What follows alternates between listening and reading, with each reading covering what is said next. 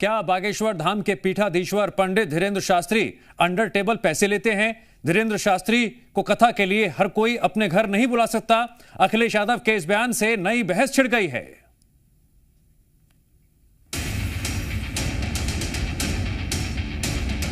कोई किसी की हैसियत है कि धीरेन्द्र शास्त्री को बुला ले अपने घर? अखिलेश यादव को कांटे की तरह चुभ रहे हैं कथावाचक। मौलवी से मोहब्बत, सनातन पर सवाल।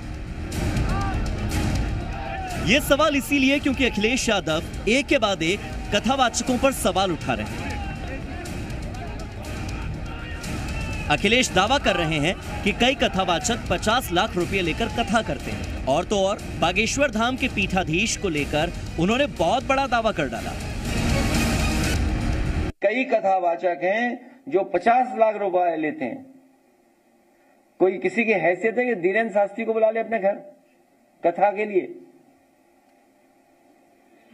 कोई अंडर टेबल लेगा वो बाबा पैसे? आप पता करवा लीजिए, अंडर टेबल नहीं लेते हैं वो धीरेन्द्र शास्त्री। क्या कथा बाजने की पता कितनी कीमत होगी उनकी? फ्री थोड़े नहीं। सवाल बागेश्वर धाम वाले बाबा पर उठे तो सनातनी संत भी सवालों के घेरे में आ गए। अखिलेश यादव के वार पर पलटवार तय था और वो भी उस धार के साथ आया जिसकी उम्मीद थी। बीजेपी ने अखिलेश यादव को समाजवादी राज की याद दिला दी। जो अपने दौरे हुकूमत में मौलवियों को लाखों एकड़ जमीन, हजारों करोड़ की लुटा के उस पे कानूनी हक दे देना चाहते हैं और उस पे कानूनी ठप्पा लगा देना चाहते हैं, वह दान दक्षिणा के ऊपर भी सवाल उठाना चाहते हैं। अखिलेश यादव ने बीजेपी सरकार को घेरा और अब सीधे बागेश्वर धाम के पीठाधीश धीरेन्द्र कृष्ण शास्त्री को अपने टारगेट पर लिया। अखिलेश यादव जी ने भागवत प्रवक्ताओं के बारे में जो टिप्पणी की है ये बहुत ही निंदनीय है।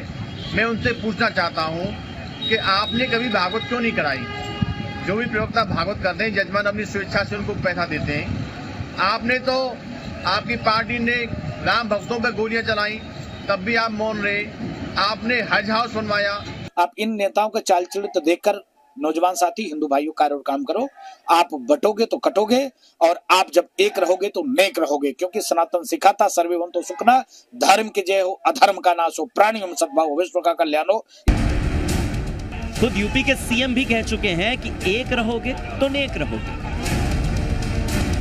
आज जब वसूली का धंधा बंद हो गया, गुर्गों की दुकानों को बंद करवा दिया गया, अब ये लोग जाति के नाम पर बांटने का काम कर रहे हैं। जगह जगह जाकर के जगह जगह जा रहे हैं। मैं तो बार बार इस बात को कहता हूं कि बटोगे तो कटोगे।